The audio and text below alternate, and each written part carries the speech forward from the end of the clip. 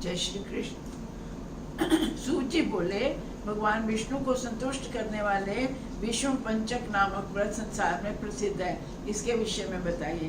नारद जी बोले, हे राजन, ये व्रत परंपरा से चला आ रहा था, बीच में ये लुप्त हो गया था। द्वापर में श्री कृष्ण ने इसे पुनः प्रकाशित किया। उन्होंने भीष्म पितामह से कहा था और उन्होंने करा था, इसलिए ये भीष्म पंचक के नाम से ही प्रसिद्ध हो गया। पृथु बोले, श्री कृष्ण और भीष्म पितामह की भेंट और वार्ता कब हुई? नारद जी बोले, जिस समय पांडवों ने श्री कृष्ण को अपना दूत बनाकर कौरवों के यहाँ भेजा, तब वह विदुर के घर रुके, दुर्योधन के यहाँ घर नहीं गए।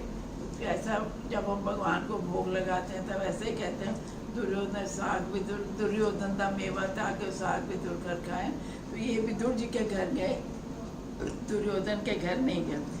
कृष्ण के आगमन का सुनकर भीष्म पितामह ने मिलने विदुर जी के घर गए। भीष्म जी को आया देखकर कृष्ण और विदुर दोनों भाग भाग के एक साथ उठकर प्रणाम किया, बाहें फैलाकर अपने अपने आसन पर बैठ गए। उनका भीष्म का स्वागत करके सब अपने अपने आसन पर बैठ गए। भीष्म ने कहा, जिनके भू विलास से इस सृष्टि की रचना पालन विनाश होता है, कहते हैं जो सृष्टि को रचता है, पालन करता है, विनाश करता है, और ब्रह्मा आदि देवता भी जिन्हें समझ पाने में असमर्थ हैं, वे आज पांडवों का दूत बन के यहाँ कैसे आए?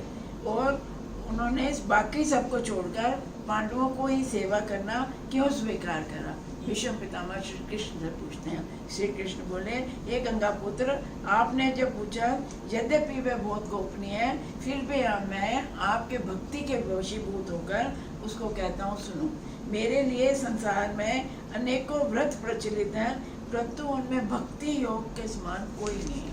कह रहे हैं, मेरे को भक्ति से ऊपर कुछ भी नहीं है, जितने मर्जी व्रत कर लो। इसीलिए कहते हैं, जैसे मर्जी प्रभु की पूजा करो। प्रभु नहीं कहता तुमने क्या दिया, क्या रखा, क्या लगा, लेकिन वो सिर्फ मन का भाव देखता। अच्छे मन से पूजा करो, नियम से। भीष्म बोले, मुनियों ने आपकी भक्ति के अनेक धर्म बताए हैं, परंतु आप जिस धर्म से वशीभूत होते हैं, कृपा करके वो कहिए।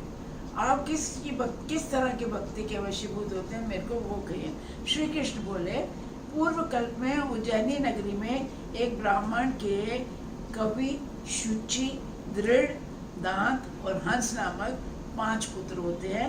वह किन्नरों के जैसे स्वर में अनेक राजाओं की सभाओं में संगीत गायन करते थे। अनेक राजा राज दरबारों में, अनेक देशों में भ्रमण, अनेक चरित्र देखे, धन, वस्त्र, आभूषण, अलंकार को प्राप्त करके भी वे तत्वज्ञानी नहीं थे और आडंबर में बहुत खर्च किया करते थे। एक बार उन्होंने मधुपुरी के राजा सुवीर को संगीत प्रेमी सुनकर उसकी सभा में जाने का विचार करा और 5 ब्राह्मण 4 दिनों तक यमुना जल में स्नान करते हुए वहीं बने रहे। उन्होंने एक आदमी से वहाँ के राजा के बारे में पूछताछ की। कहते हैं, पता चला एक सुवीर नाम राजा है, वो बड़ा संगीत का प्रेमी है, वहाँ चलना चाहिए। अब वहाँ उनके देश में पहुँच के एक ब्राह्मण से पूछताछ करते हैं राजा के बारे में, तो वो आदमी क्या बताता है तो उनको एक बड़ी आश्चर्यजनक बात का पता चला कि राजा की कदम्बनी नामक एक श्रेष्ठ पत्नी है। वह संगीत विद्या में निपुण है और किन्नरी के समान कंठ वाली है। वह राजा के समक्ष नृत्य करती है और उसका स्थान अन्य कोई नहीं ले सकता। ये सुनकर उन्होंने राजा के समीप पहुंचने का विचार किया। अब इनको बड़ी उत्सुकता होती है कि राजा की रानी जो है वो इस तरह संगीत में निपुण है और राजा नाच के सामने नृत्य कर दिया। जहाँ भी वाद्य, नृत्य, ताल की ध्वनि सुनते हैं, वहाँ राजा के दर्शनों की इच्छा से जाते हैं। उन ध्वनियों को सुनकर लोगों से कहते, बड़े दुख की बात है, यहाँ भी इकट्ठे से होता नाच गायन रानी का, ये जाते कि किस तरह राजा के दर्शन हो जाए। तो वहाँ फिर बाद में सुन के संगीत, वहाँ लोगों से क्या कहते हैं, ये बड़े दुख की बात है कि राजा के पास ऐसा कोई भी विद्वान नहीं है जो वाद्य और नृत्य की शुद्धता के बारे में जानता हो। वीणा के तार ढीले थे, यहाँ संगीत तो वीणा के ताल ढीले हैं, हाथ भी ताल तक ठीक नहीं चल रही। ये सुनकर राजपुरुष ने राजा के पास आके ये बात राजा को बताई। बताएं कि आप किस तरह वो कमियां निकाल रहे थे आपके नृत्य में। राजा ने उन्हें फौरन कहा, उनको आदेश दिया कि उनको ले आओ, उन गुण दोषों के जानकर ब्राह्मणों को यहाँ ले आओ। राजा की आज्ञा पाकर वे उन्हें ले आया। महारानी कदम्बनी और राजा के आशीर्वाद देकर अपने आसनों पर बैठ गए। अब चारों राजा के दरबार में वो यही चाहते थे हम कैसे राजा के दरबार में जाएं। ब्राह्मणों के संगीत विशेषज्ञ जानकर रानी ने एक उत्तम नृत्य किया। रानी ने कहा, इनको तो नाच गाने की बड़ी नॉलेज है, तो मैं उसने बहुत अच्छा नृत्य करा। उसके गीत और अलाप से संपूर्ण सभा एकाग्रचित्त हो गई। रानी के अद्भुत रूप और गुणों पर वे गुणीजन मोहित हो गए और रानी भी उनके गुणवानों पर मोहित हो गई। राजा के आसन से उठ जाने पर वह ब्राह्मण अनिच्छापूर्वक, जब राजा उठ गया, दरबार खत्म हो गया कि राजा उठा तो नृत्य गान खत्म, तो बड़े उनका मन नहीं था वहाँ से जाने को, पर बड़ा अनिच्छापूर्वक सभा से बाहर चले गए तथा रानी भी उनके चले जाने के बाद उनके विरह में बड़ी व्याकुल हो गई। राजा के भय से वह भी अपने अंतःपुर में चली गई। रानी ने अपनी एक सखी के गुप्त रूप से ये संदेश उन प्रियजनों को भेजा कि आप लोग एक एक करके अपनी विद्या दिखाने अनंत तीर्थ नामक विख्यात देवालय में जो जमुना तट पर है वहाँ आए। अपनी सहेली के हाथ उसने संदेश भेजा, आप एक एक करके पांचों मेरे को इस अनंत तीर्थ मंदिर में मिलने आओ। मैं छद्म वेश में धारण करके आऊँगी और बीना वादक के साथ नृत्य का प्रदर्शन करूँगी। आप भी एक एक करके आओ और अपने गुणों का प्रदर्शन करो। मथुरा के सभी जंगल में, तब मथुरा के जंगलों में एक नैष्ठिक ब्रह्मचारी रात दिन एक ही स्थान में बैठा आराधना किया करता था। वह भीष्म पंचक के दिन उस देवालय में पूजा और व्रत कर रहा था। एक ब्राह्मण था जो मथुरा में रहता था, लेकिन भीष्म पंचक की व्रत के लिए, पूजा के लिए वो भी उसी मंदिर में ही आया हुआ था। पहले दिन कवि नामक ब्राह्मण वहाँ पहुँचा। उस दिन एकादशी थी। गंधामणि का रूप देखने से पूर्व वह उस ब्रह्मचारी से मिला, पहुंचा और उसके साथ बैठकर पूजा करने लगा। उसी क्षण गंधामणि भी वहाँ आ गई। मुनि को नमस्कार कर पूजा आदि कृत्य करने के बाद वीणा लेकर वहीं बैठ गई और गाने लगी। उस मधुर स्वर को सुनकर क्रतुधाम नामक ब्रह्मचारी के हृदय में कोई शोक नहीं हुआ, क्योंकि वह जितेंद्रिय था। कहते जो पूजा करने आया हुआ था ब्राह्मण मथुरा से, उसको उसने इतना अच्छा नाच गाना सुना पर उसको कोई फर्क नहीं पड़ा, क्योंकि उसने सब इंद्रियों को जीता हुआ था, वो जितेंद्रिय था।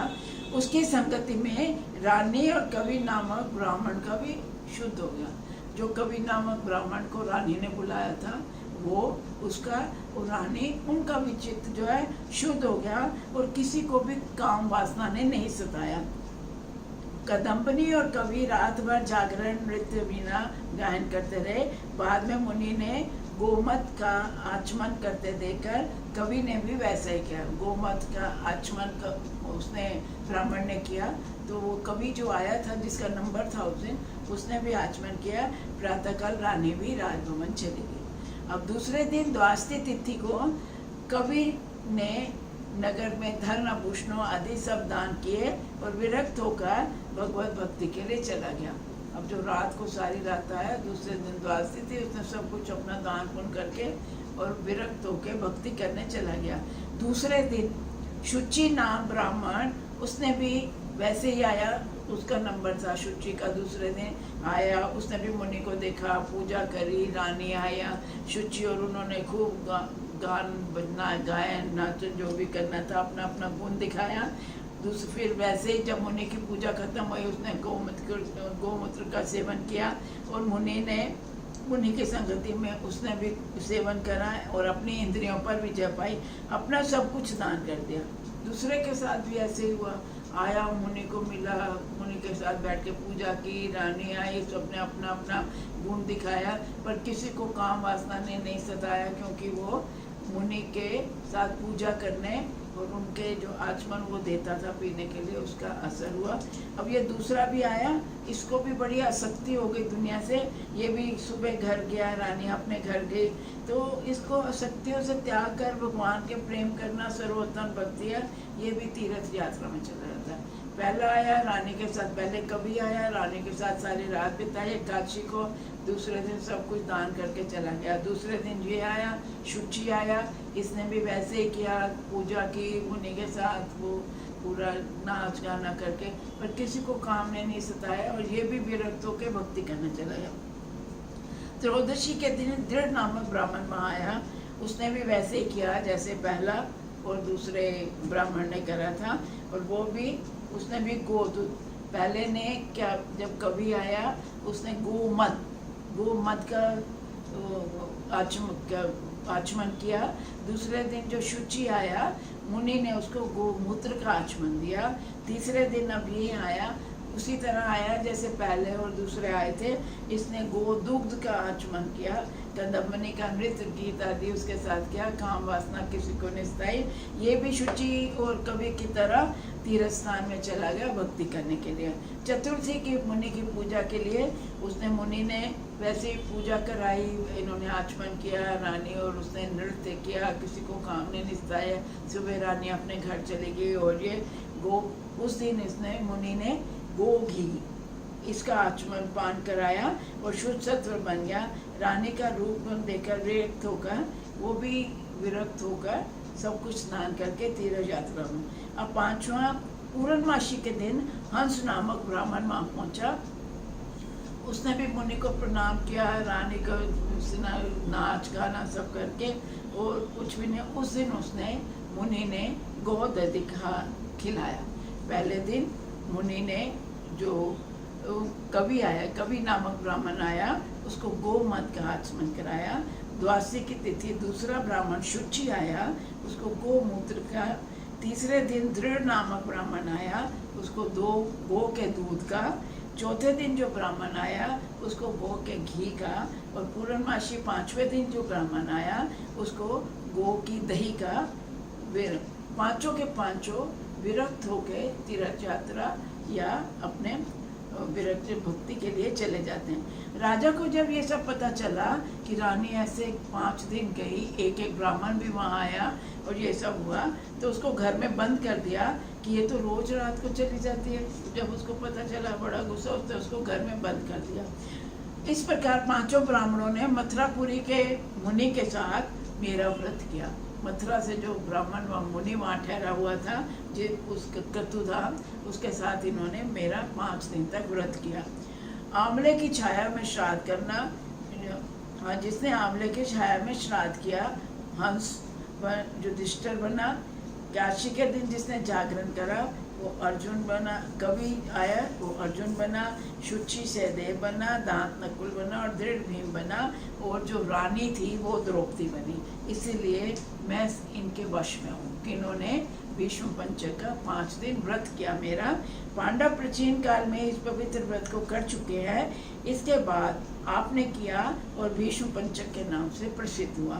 इस व्रत का महात्म सुनकर भीष्म चकित हुए। वे अपने नाम से प्रसिद्ध इस व्रत को प्रतिवर्ष करते थे। इसीलिए जब बाण शैया पर थे, चारों भुजाएं वाले कृष्ण उनके सामने थे। जब तक भीष्म पितामह ने प्राण नहीं त्यागे, हरि वहीं खड़े रहे। एकादशी और पूर्णमासी तिथि को ब्रह्मकुच व्रत करना चाहिए, शेष दिन फलाचार करना चाहिए और 5 दिन अखंड दीपक जलाना चाहिए। अगर भीष्म पंचक नहीं तो प्रबोधनी एकादशी और पूर्णिमा के दिन व्रत जरूर करना चाहिए। पीपल की पूजा करनी चाहिए। ये 5 दिन का व्रत जो किया इसको भीष्म पंचक कहते हैं। ऐसा भी माना जाता है ये जो 5 दिन शुरू होते हैं एकादशी से पूर्णिमासी तक, इन सबको एकादशी का व्रत ही माना जाता है, जो हरि को बहुत प्रिय है। जय श्री कृष्ण, जय श्री।